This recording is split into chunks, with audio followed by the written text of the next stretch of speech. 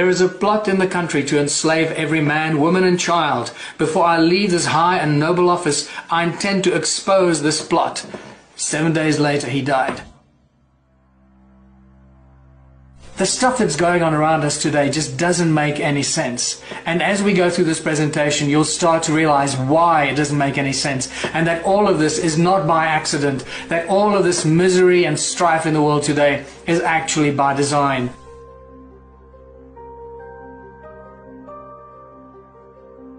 Why is the world divided like this? It is not by accident. All of this is by very meticulously planned action. It is all done by design through the control systems that run our world. All you got to do at all times is follow the money. You'll get to the top and discover the Rothschild banking empire and their cronies, the banking families, and what is often referred to as the royal political elite. These families that control the world did not suddenly come into power in the last 100 years. We are talking about thousands of years of royal bloodline control of the world.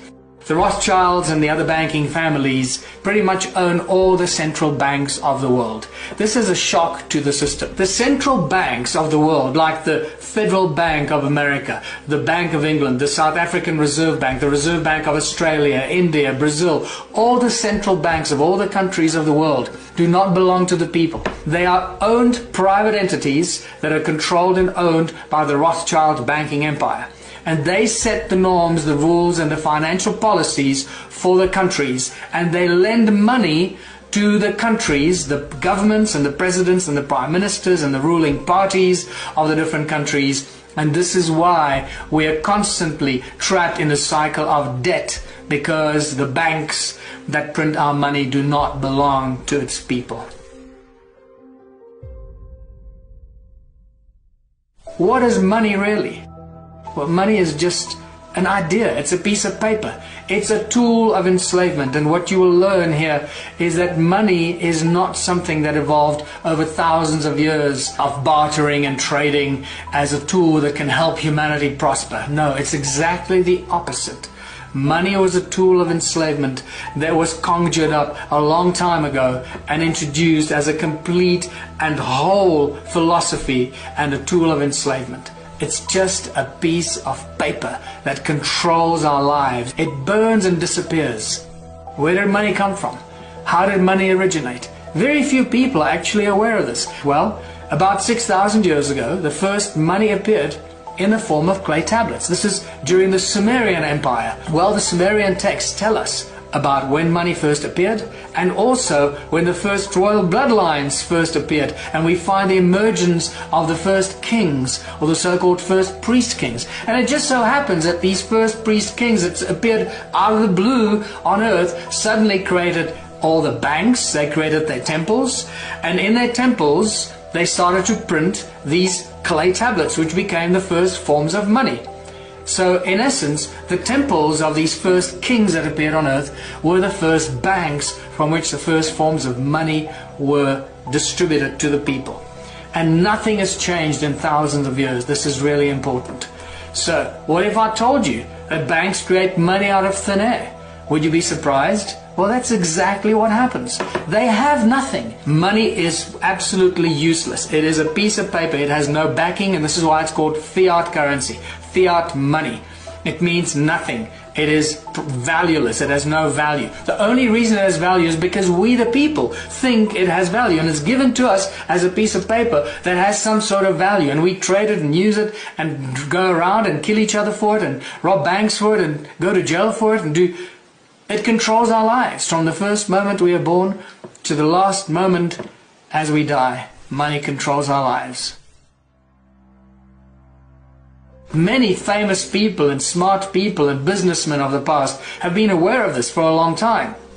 Like this quote from Henry Ford, for example. He said, "It's well that the people of the nation do not understand our banking and monetary system, for if they did, I believe there would be a revolution before tomorrow morning." Henry Ford. Many people, many great leaders of the past have resisted money, have resisted the bankers. JFK tried to break America free from the Federal Bank, Federal Reserve Bank stranglehold on the people of the United States. This is a quote 7 days from before he died. He says, There is a plot in the country to enslave every man, woman and child. Before I leave this high and noble office, I intend to expose this plot. 7 days later, he died. What you need to know is JFK actually started to print what became known as the American or the United States note, which is not printed by the Federal Reserve Bank, and therefore taking the control away from the Fed. As soon as they assassinated him in Dallas in 1963, within 2 weeks or so, the Fed started to print the American money again, taking that control back. And this happened also with Abraham Lincoln, who 100 years before that started to print the greenback in the United States, making the American people free of all debt. And the greenback was printed by the government. It didn't belong to the Federal Bank of the Rothschild Empire. This was obviously not liked, and they lost control. This is why they shot him and got rid of him, because he didn't play their game. Who controls our governments? Who controls the bankers? Who controls what's going on here? Many people around the world call these the puppet masters. We don't know who they are because they don't want us to know who they are. Quote from Mayer Amschel Rothschild, the founding father of the Rothschild Empire in the 1700s. He says, "Let me issue and control a nation's money, and I care not who writes the laws." And that's exactly what has become of the world and our countries. Because through the banking institutions, they control everything. Think about how money and the bankers control all the education systems, the research laboratories, how they control industry, the large corporations. Everything imaginable ultimately goes back to those who control the money. Follow the money and you'll see the root of evil and the root of control as it unfolds around us. Who controls the corporations? Once again, follow the money. Always leads back to the Rothschilds' banking empire. But unfortunately, in our legal systems, corporations have more rights than living, breathing human beings. Think about that. This is unimaginable that something like this could even happen. Many people are shocked when they find out that every country in the world is registered as a corporation. It's not just countries. It's states, provinces, cities, everything imaginable. The roads that we drive on are registered as corporations.